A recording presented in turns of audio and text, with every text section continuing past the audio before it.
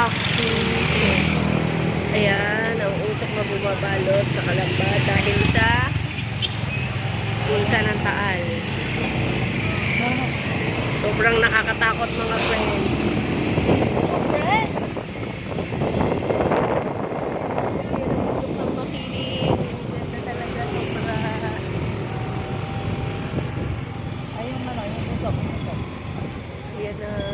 Ayan o, ang araw halos parang sinag na lang yung nakikita.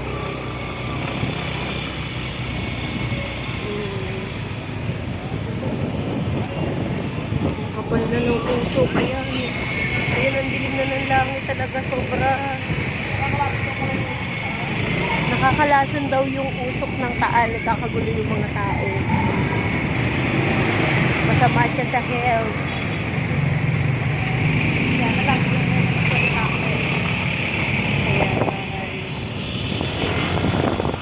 Okay, babay na at baka malaglag na yung ating